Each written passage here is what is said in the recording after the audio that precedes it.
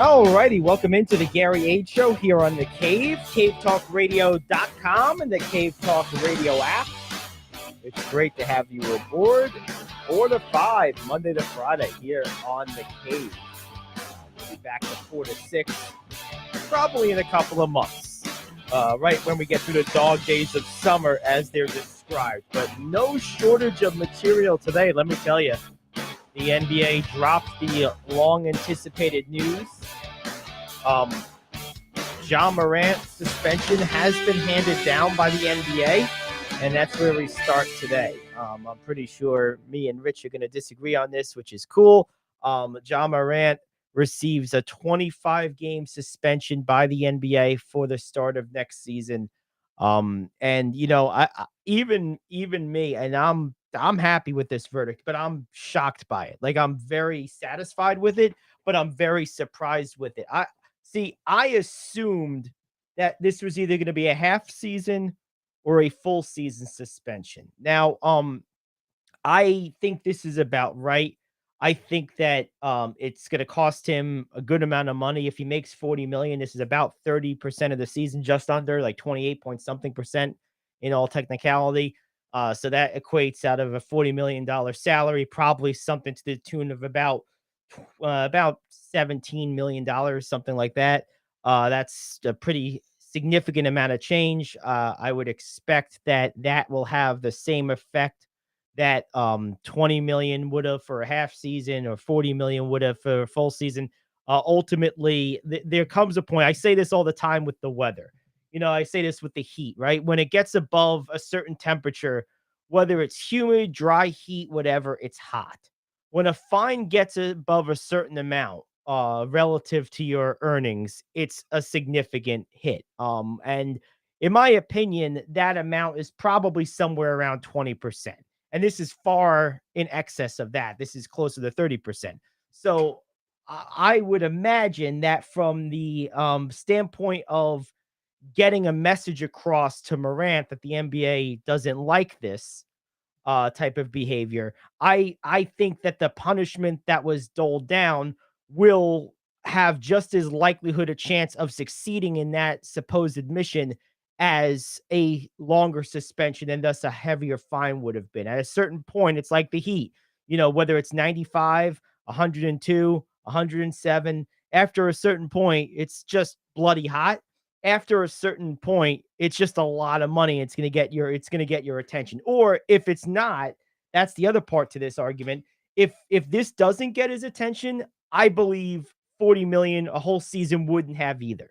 I think that's why that's one of the two reasons why I think this was a sufficient and just punishment for what happened. The other reason, as I've stated multiple times, is I'm never a fan of exorbitant punishments for victimless, quote unquote, transgressions. I'm not even going to use the word crime here, because that's the other thing. No crime was committed, that no law was broken.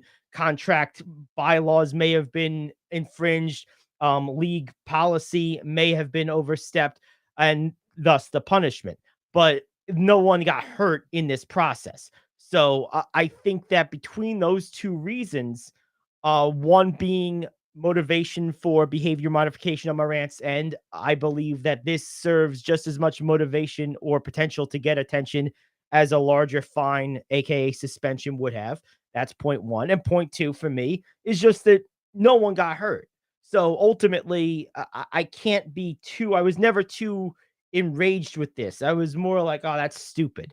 But, you know, that's not a reason to being an idiot that doesn't hurt anyone, that's just an idiot to yourself, is not, to me, warranting anything more than what happened here. I'm shocked that this is all that happened, but I'm pleasantly shocked. I'm happy with this. I don't totally agree with everything you said. Right. Okay. Victimless, yes. Stupid, yes. Definitely. But there's a reason things are in contracts. He deserved what he got. Oh, I agree. I don't have a problem with this. I would have had a problem if there was no punishment too. I'm not going to take it to that extreme, but I think this is a sufficient punishment for what actually happened. I think anything over this would have been unnecessarily over the top. But maybe a half a season I would have been like borderline on. But I think this has, like I said, I think this has the chance, just as good a chance as, would you agree with that? That if something's gonna get his attention, this or a full season or a half a season has about the same likelihood of doing that? Yes, Yeah. And that's really what you want, right? You want to get his attention, you want to change his behavior. That's the desired outcome, or it should be. Right. absolutely. So, I didn't expect the full season, and I too would have been fine with anything up to a half. okay. Yep. What this does, though, I would have been fine with 20 games. Okay. I just wanted it to be 18 or more. Mhm. Why that specific number? That number, because of something that was put into the collective bargaining agreement after last season, with the ridiculousness of people playing 50 games and getting all-star and MVP votes. Ah, well, I see what you're saying. You have to play at least 65 now. So now he can't do that. He Right. can't do Right. that, so he may lose out on more Even money more money. depending on I what's see. in his contract. I see. I see. Okay. So I think the punishment fit the crime. Yeah. No, I agree. I really do. I think Adam Silver here, he's gonna be compared to David Stern in matters of player discipline probably forever. In fact, probably most commissioners will be. But I think that you have to understand something, and you understand this, you lived through it. Others may not understand this, whether they lived through it or not. Most probably haven't. When the NBA that David Stern took over would be unrecognizable to today's league administrators, let alone Yes, fans.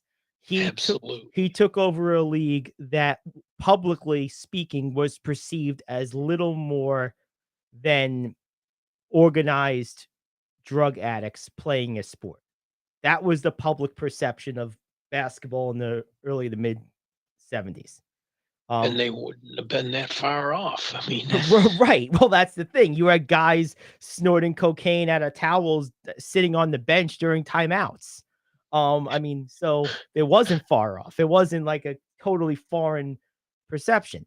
And to rein that in, the two things that David Stern did, one was pure great fortune, one was of his own volition. The great fortune was he happened into Larry Bird and Magic Johnson, hallelujah, and had the good sense to capitalize on that along with his TV partners, notably at the time CBS. And then the thing that he did that was all of his own doing was he treated any minor transgression as a capital offense. And at that time, in that environment, coming from that almost destitution, um, that made sense. The NBA is in a vastly different place, largely because of Stern. But this is where people sometimes don't understand, what got you to the top is not usually what is going to keep you there. The same right. tactics that got them there are not the tactics you use once you are there. That's why if you look at American business, the great entrepreneurs, there's a handful of exceptions, but for the most part, the guys that start the company are not the ones that run it day to day once it reaches the top. They're two totally different personality types, totally different skill sets. Adam Silver is the administrator. David Stern was the builder, the taskmaster, the head cop. Silver has no incentive. People say he's weak, he's this. Well, that might be true, but it's also true that he has no incentive, business incentive, that is, to be contentious with his players. The league has never been richer. Its prospects for expanded revenue have never been greater between legalized gambling, international growth, diversification of streaming partners. There's no reason to go over the top here. And he has to balance enforcement of rules with trying to keep everyone in what Pete Rozelle would have called the unity of purpose thought process, which the NBA is in right now. You're not even hearing, a lot of people don't even know there's a CBA in the works. It's so assumed that it's going to be rubber stamped by both sides. That's not even a point of discussion. When was the last time you saw that in any sport, Rich? It's been forever. The NBA is in such a great place right now. It would be stupid of Silver to just, decapitate one of its brightest stars in the light of the business climate his league is in right now. It just wouldn't make sense. And it would also have been wrong for him not to do nothing. Exactly. He struck a good middle ground here. I think he handled this very well. I completely agree. Yep. He struck a good middle ground here. He's not letting him, run rough shot and get away with it, but he's also not decapitating, in a figurative sense, of course, one of the league's brightest stars in a market, by the way, that needs him. I mean, it's not like Ja Morant right now is playing for the Lakers or the Celtics or the Knicks. He's playing in Memphis. The league talks all the time and does a lot with its financial structuring to ensure competitive opportunities for those smaller markets. How would that look if he just suddenly said, "Oh, sorry, Morant's out for his age 25 season"? Like, it just didn't make sense to do that, given what happened. And I think Adam Silver did a very, very good job here. And I have to say, since the Morey thing, which he was slow to get on the right side of, but eventually ultimately did, in my opinion, since that time, he's been very good. Yes. I mean, he's balanced a few things. Like during the whole bubble thing and the Black Lives Matter on the court and the names on the jerseys, that was pretty egregious political grandstanding that I wasn't thrilled with.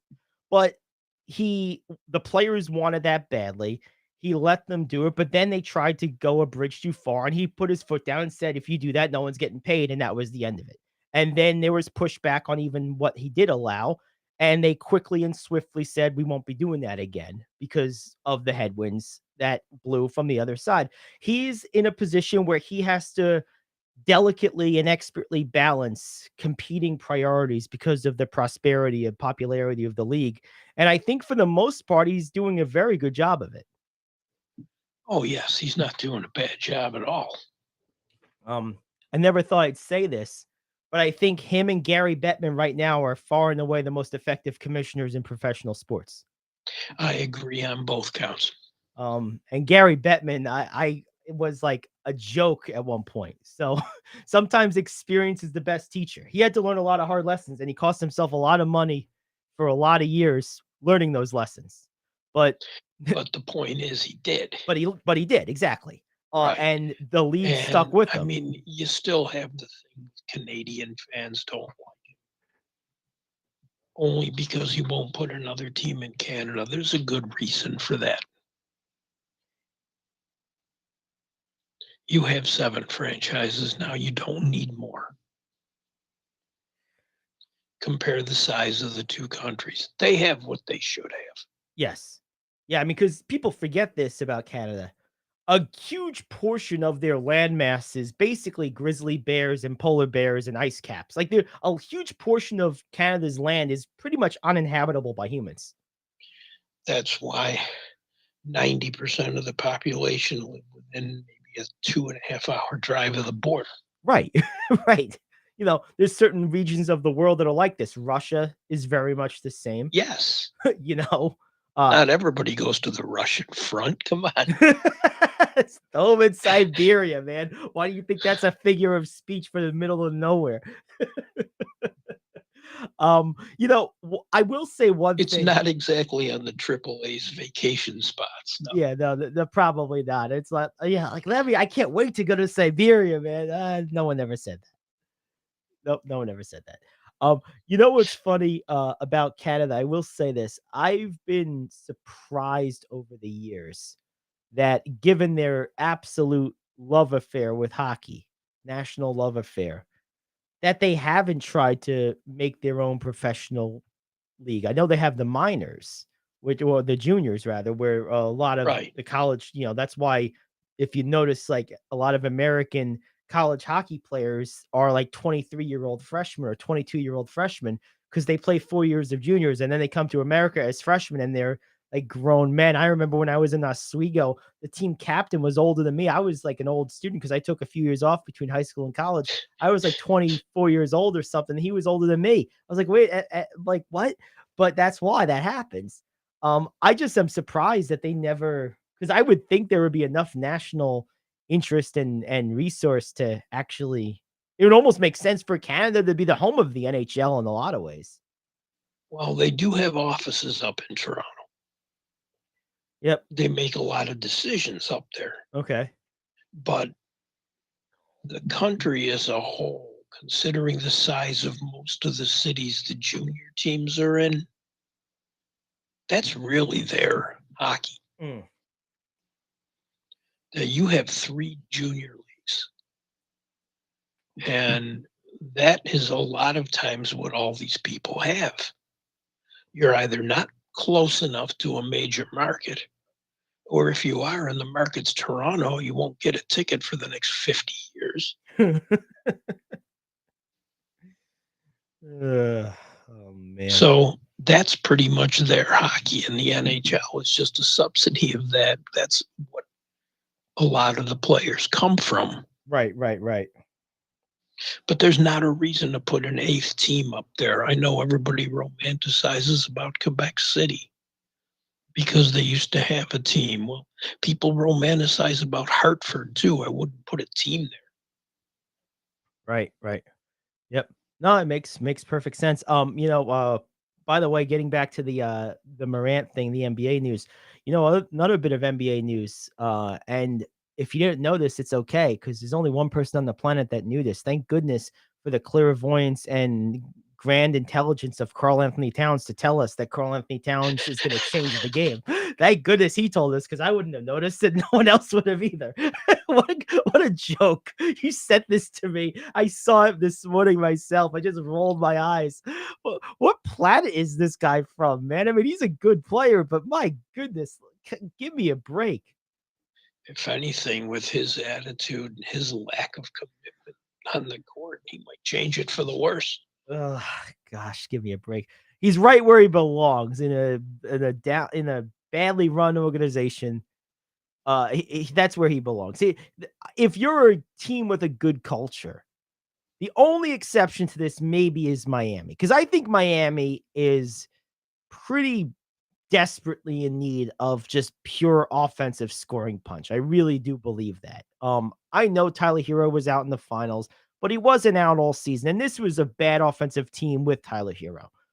So I think they need a scorer in a bad, bad way. And I'd rather see them get Lillard. yeah, I mean, I would rather get Lillard too.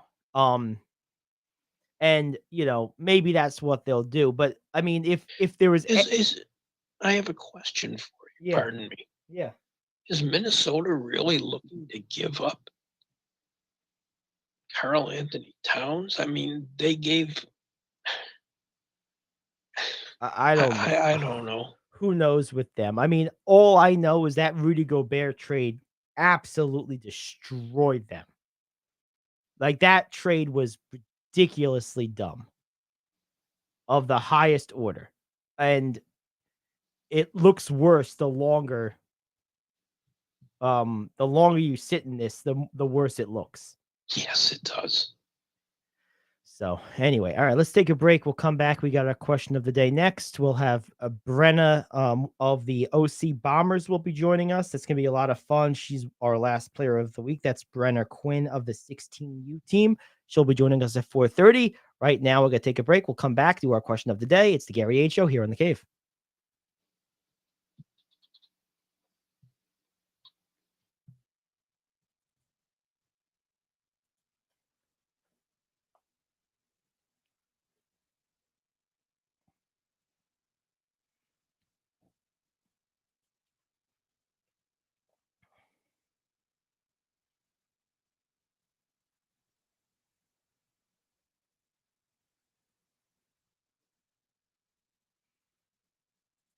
coffee lovers, Middletown is now officially home to the home run of our favorite beverage, Days Coffee. Days' patented blend contains approximately 85% less caffeine than other coffees, which makes it better for you, yet unlike decaf coffee, still gives you that great pickup and tastes amazing. Formulated by a retired cancer pathologist, Dr. Grant Lee, Days Coffee is fermented with a patented enzyme that until now required a complex and thus expensive sourcing and production process. With Dr. Lee's formulation, this enzyme's great health benefits can now be brought to your cup quicker, easier, and cheaper than ever before. Here's how you get a hold of this game-changing cup of joe. Go over to radioonlydeals.com and get a $4 gift certificate to Days Coffee for just $2. That's radioonlydeals.com to buy your single-use digital gift certificate for Days Coffee. Radioonlydeals.com. That's radioonlydeals.com. Enjoy the preferred coffee of the Gary Ayd Show. Enjoy Days Coffee. The future of sports memorabilia is detached. I am KO, back in a minute with your sports question of the day. Greece is cheap. But the airfare costs a fortune. Paris? Not much closer, and again, airfare... What about Puerto Vallarta? Let's face it, flying anywhere is just too expensive. Wait, what's this? Low-cost airlines. With one call to low-cost airlines, you'll drastically slash your travel costs. We're talking insanely low airline prices to any of your favorite destinations. Where would you like to go? London, Rome, Costa Rica, Australia? Wow, that's cheap. So why wait? Call now to learn how crazy cheap it is to fly anywhere in the U.S. or international. Our prices are so low, we can't publish them. The only way to get them is to call to instantly hear the most amazing best deals on airline travel. It's that easy. So call now and start packing. 800-648-9175. 800-648-9175. 800-648-9175. That's Alrighty, so apparently that's gonna be the same question we answered earlier in the week. So we're not gonna do that. One thing I did want to say though, Rich, that I think is interesting too. Did you see this deal with right after we signed off? I guess it was either yesterday or the day before. Front Office Sports released an article basically saying, I know you would, I think, sort of reference the timeline, but you didn't reference Front Office Sports. So I don't know if this is where you got it or not. But they had a piece that basically said the DOJ is going to be looking into this arrangement, and that's going to be causing significant delays. And that's what I've been talking about for a couple of days now, since this was announced all week, basically. Like, hey, this is not your normal buyer and merger. Like, we should look at this with the government's perspective. Oh, I think you're muted. There you go. They have to do their due diligence on this. Right. They do. There's nothing else you can do. I'm not surprised by it. In fact, I kind of expected it. Now, they didn't give a in the Front Office Sports piece, they didn't give a reason of what specifically the DOJ is looking at beyond the normal due diligence of a merger of this economic scope, which is part and parcel for every such merger, whether you're talking about sports leagues, financial firms, or anything else. I'm hoping that beyond the normal scope of these beyond the commercial scope of this, that's just normal procedure for these type of things. I'm hoping there is something in the realm of, national security interests and things of that nature, because remember, not all partners are created equal. I mean, this country has a history of hating us. They have a lot of human rights violations as well. Yeah, this isn't a rosy partner. No, and what I'm concerned with, well, I knew it was going to happen. I knew the PGA was going to try this. For as long as they criticized Live Golf, they were envious of them, and they see the dollar sign. So that's hypocritical, but understandable. What I'm concerned with now, the Saudi government's talking about taking some of that money and putting it into the NFL. I think this can cause more problems than it's worth to get a little bit of this money. And that's why I'm leery of the NBA wanting a part of this too. You have enough people here that can get franchises. You have enough people in a lot of places. We have owners from all around the world in our professional leagues. Yep. Yeah. These are not the partners you want. No, and it's one thing to get money from them, like we were saying yesterday. It's another to give them a seat at the decision-making table. And And unfortunately, with the PGA, they got the head seat. well, that's why this deal to me is dangerous, potentially on a more national level outside the scope of sports. I don't really care one little bit about this deal as it relates to the structure of golf. I don't think that really matters. That's not my concern in the least. I'm not concerned about the players that did or didn't take the money. Like I'm not concerned about any of that. This is purely a relation to the viability of the country. And I just and the NFL would be in some ways better, in some ways worse, because I don't think there's any chance, because in order for the Saudis to, or anyone to replicate this type of deal, they would also have to replicate the relatively even footing competition that they had with Live Golf versus the PGA. And no one's creating a relatively equal footing competitive league with the NFL. That's not happening. Right.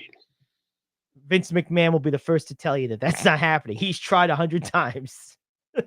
But if you buy into the league, you can eventually buy enough to get a seat at the table. Well, yes, I mean, you would have to own a team, like have a majority stake in an individual franchise. But even that is less influential than the arrangement they now have, or may have if this goes through in its present form, with the golf setup. It's not quite this. 1 out of 32 owners is not the same level of influence as, let's say, a 40% say or whatever it is in league operations. The NFL structure is different than golf's, and it kind of prevents one person from having too much authority, which is good. Yes. So, but the other thing with football, more so than golf, the danger here is from a sort of subliminal silent hand influencing of American culture and values in a detrimental way. There's probably not a better vessel through which to do that than NFL football. It's probably the best avenue you could reach to the heart of American traditional values and culture. If you wanted to pick one, that's probably the place to do it. Yes. So I think that's the biggest danger with football. True. So anyway, let's take a break. We got Brenna Quinn of the Bombers coming up next. This is the Gary Ayd Show. Back after this here on The Cave.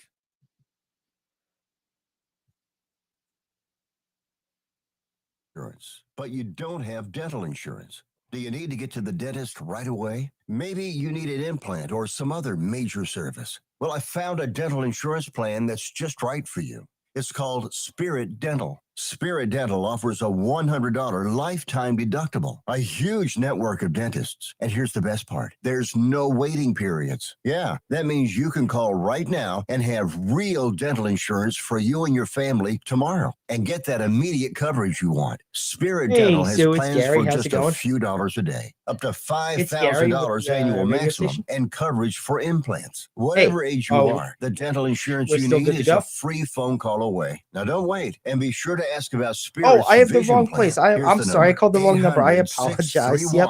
800-631-9229, My there were 800 two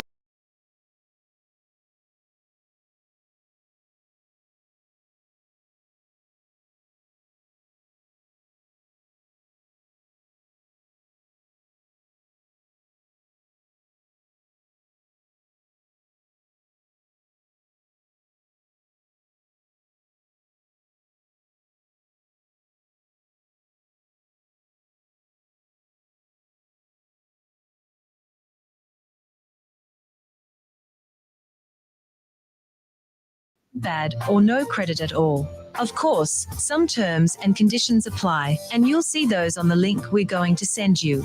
So if you need up to $5,000 maybe as soon as the next business day, call this number right now. We will text you a free link with details. Paid for by Money Mutual. Call 800-586-7112. 800-586-7112. 800-586-7112. That's 800-586-7112. All righty, we're back here on the Gary Ayd Show. Good to have you aboard, Gary Ayd, with you. It looks like we're not going to have our bomber on, unfortunately. So let's go ahead, and we also have an app outage. So just on Facebook right now. We apologize for that. We'll try to get that corrected. So let's talk a little bit, I think, Rich, about well, what do you got? I've been kind of yapping around.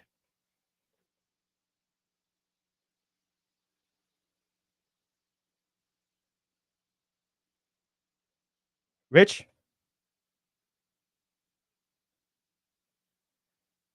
Rich, are you there? It seems like Rich seems to have, I don't know if he can hear me or not, but I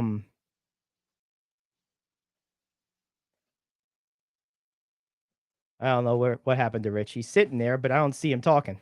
So let's go ahead and I guess we're gonna call today's show early. We're having some technical problems here, so we'll be back tomorrow. This is the Gary Ayd Show. We'll see you then on the Cave.